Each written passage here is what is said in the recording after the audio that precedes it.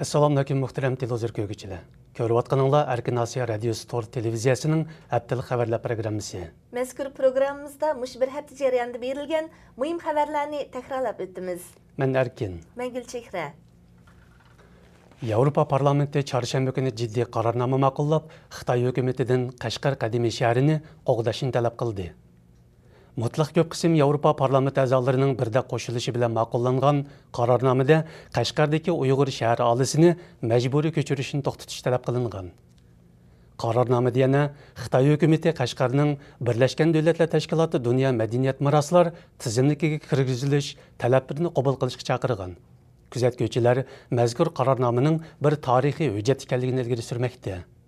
Xitoy 2009 yılı Qashqar qadimiy shahri qurilishlarining 85%ni chiqib, yerlik aholilarni shahar sirtiga ko'chirish planini yo'lga qo'ygan edi.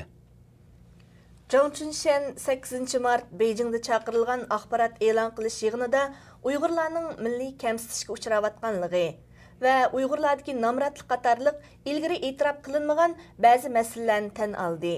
Dünya Uyghur Qurultayı Raisi Rabia Qadir Xanım, Zhang Chunshanning so'zlaridan ta'sirlanib ketmaydiganligini bildirdi va mundaq dedi: Zhang Chunshanning Wang Lechendan biz bayqagan farqi faqat bir, u bo'lsa so'zda.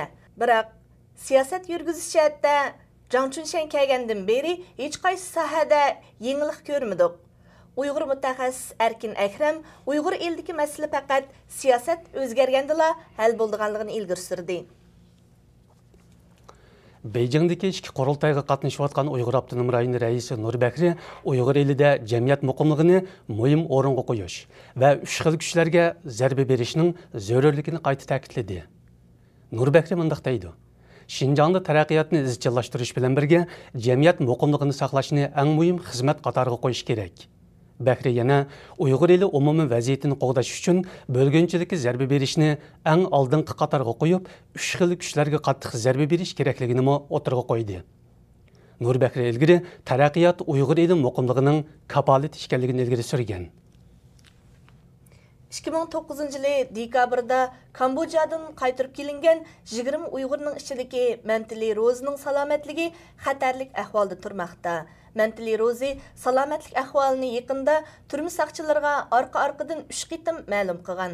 Ammo aloqador tarmoqlar Mantili Rozining hayoti o'lim tahdidi ostida tursimi, uning davolanish talabini rad qilgan. Mantili Rozi navbatda Qashqar viloyatlik turmada yotmoqda. Mantili Rozi qo'lga ilinishining oldida qatnash vaqasiga uchirgan bo'lib, vaqada so'l beliga og'ir holda zaxmlanib, operatsiya qilgan.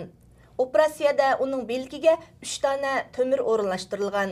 Temirning 3 oydan keyin elib etishi buyurilgan bo'lsa-mu, Mantili Rozining beligidagi temir 1 yildan keyinmi elib etilmagan. Gollandiyada nashr qilingan Gollandcha Uyg'urcha lug'at Gollandiya xalq kutubxonasiga qo'yildi. 2011 yılı 7 mart günü bu münasebet bilan Gollandiyaning Amsterdam shahridagi xalq kutubxonasida faoliyat olib berildi.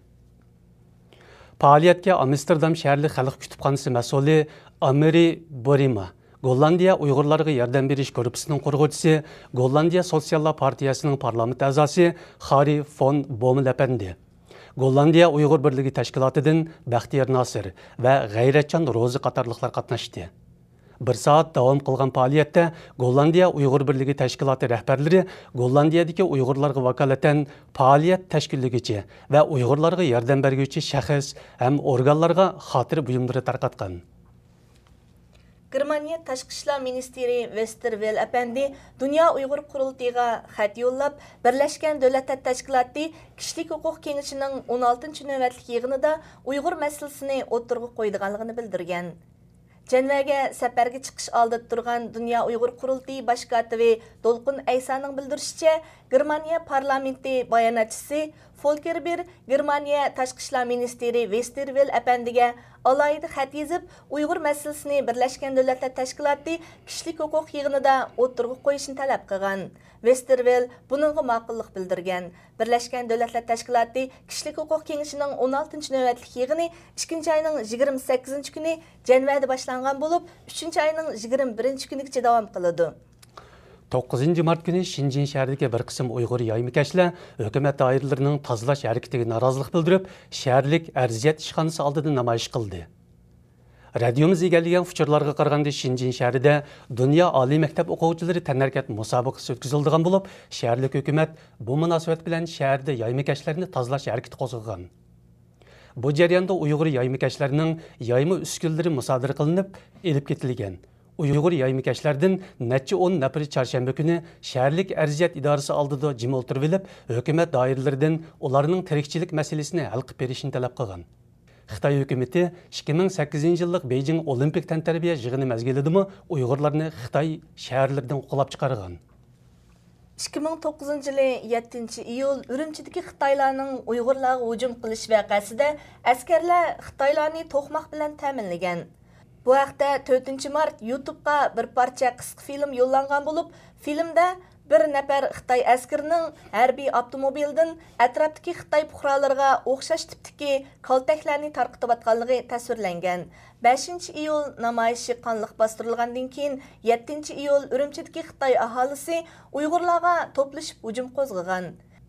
Ayni chaqda Xitoy to'planchilarning o'xshash shakldagi kaltak to'qmoqlarni ko'tarib olganligi diqqatni qo'zg'agan.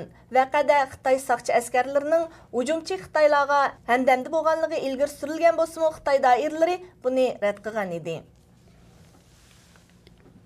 Muhtaram televizor ko'ruvchilar, yuqorida Erkin Osiyo radiosi to'g'ri televiziyasining haftalik xabarlar programmasini ko'rdinglar. Kelar qitim ko'rishgacha omon bo'lgaysizlar. Xush vaqt bo'linglar. Xayr xo'sh.